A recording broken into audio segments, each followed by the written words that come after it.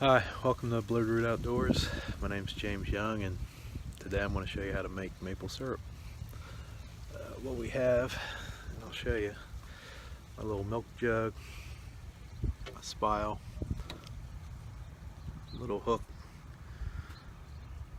and then a drip, drip, drip. It's actually very easy to do. The hardest part is boiling the thing down.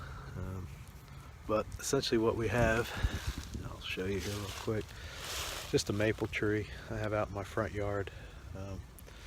Actually, I'll show you, basically right off the front porch. It's a good sized maple tree. So if you look, it's actually big enough to sustain 2 taps on the tree.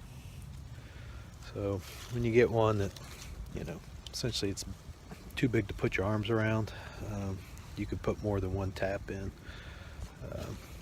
So I actually have 2 taps on this tree, and when I tapped it, I thought I might need a couple more trees, but this thing's been producing, and honestly I've been getting 1.5 gallons to 2 gallons depending on the weather. I don't know, I've collected over 10 gallons already. I'm not going to make a whole lot. I'm just producing it for the fun of it. I'm not looking to sell it or take it to a farmer's market or anything. So just a way to burn some time and do something outdoorsy.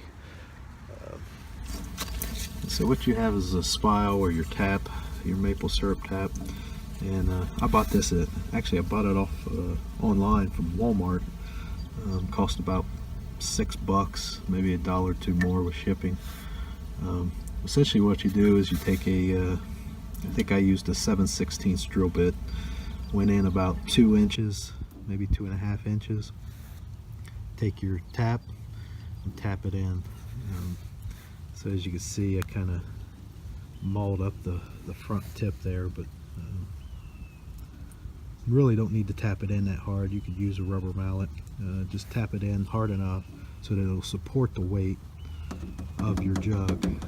And you've seen other ones, they're probably buckets, or some of them will use hoses, which is probably a better system of doing it, but I didn't do that here. Just doing it for my own purposes. Same thing on this side. 2.5 inches in, tap it in till it's tight, and make sure it's going to be tight enough to hold the weight of the jug and the sap. So it's been several days I've come out here and the sap's been overflowing because I didn't get out here in time. So just make sure you tapped it in enough to support that weight. So anyways, the whole thing is you just let it fill up.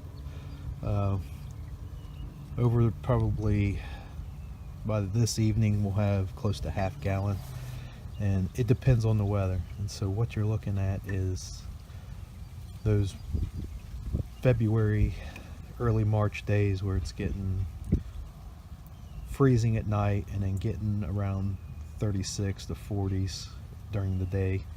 And what that does is when that freezing temperature comes up, it causes that sap to start to run, and so it's drawing sap out of the tree.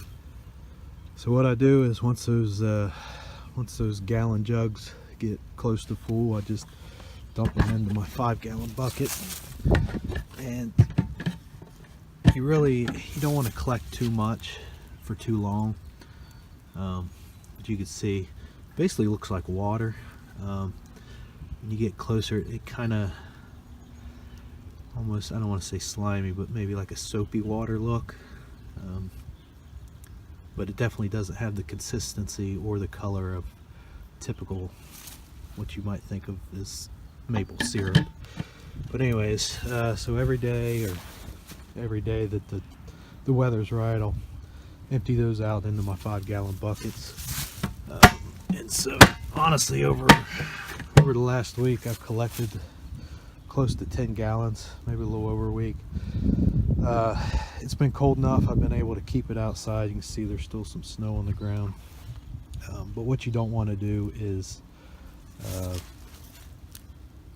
collect this stuff over weeks at a time, because like anything, it can spoil, especially if there's a great fluctuation in temperatures. So essentially what you have is your 5-gallon bucket full of maple sap, and it's basically 3 steps: from the tree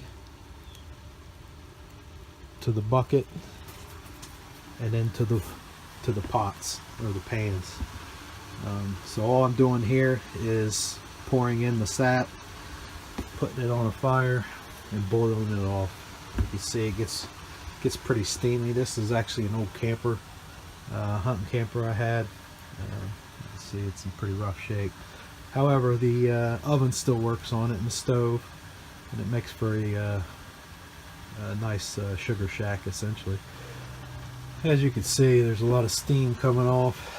Essentially what you're doing is boiling down that maple sap into syrup, and really all that requires is burning off the water out of the sap, and then what you'll be left with is that amber colored maple syrup that everybody thinks of when they think of maple syrup. And as you saw out in the bucket, it was pretty clear, almost looked like water, but as you boil it down, it'll start to pick up that amber color. You can look in the pan, there's some white foamy stuff on top. So as you boil this down, some of the impurities and stuff will float to the top. I actually take a little strainer here, and I'll go through and just kind of strain out some of those impurities and toss them out on the ground outside. But essentially it's just a waiting game. You keep boiling, keep straining, and then as it boils down, which this is getting pretty close, I'll pour a little bit more in, add a little bit more of the maple sap, and then just continue to steam off the water. Essentially what you're doing is trying to get it's essentially a 40 to 1 ratio. So you figure if you have about 10 gallons of maple sap, I think that'll work out to about a quart of syrup. So as you can imagine, it takes a long time to boil this off. So I've been at it for about 5 hours now, and I've managed to take about 12 gallons, and I think I'm down to about 5 gallons now, maybe slightly less than that, maybe 4 gallons. But what you see, 2 different styles here, and I'll tell you, the pot is nice because you basically put it on one burner and it just steams off. However, you don't have the surface area that you do in the broiling pan here. This is nice because you're steaming off a lot more surface area. However, you're using, at least I'm using 2 burners. I don't know if you can see that, but basically got it set on 2 burners. I wouldn't suggest using your wife's good pots and pans on this, because you will tear them up. But this one for sure boils down a lot quicker than this. So when I get this all steamed down to maybe about 2 gallons, I'm going to pour it into a single pan. And when I pour it into a single pan, what I'm going to do is run it through some cheesecloth, and I'll show you that when it gets time to do that. But essentially what that cheesecloth is going to do is filter out the remainder of those impurities, because you don't want that in your final product. You want to try to get as much of that out as you can.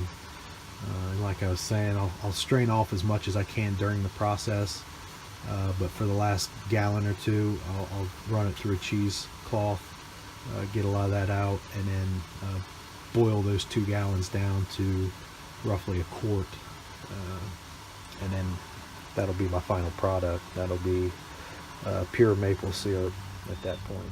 This is my impromptu sugar shack where I'm boiling off my maple sap here.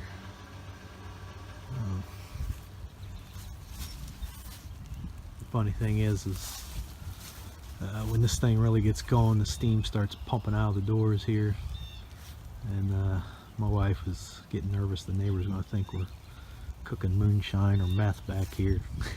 so you may hear about the DEA raiding the house. Hopefully not, but it does look a little funny when the steam starts rolling out of this little camper.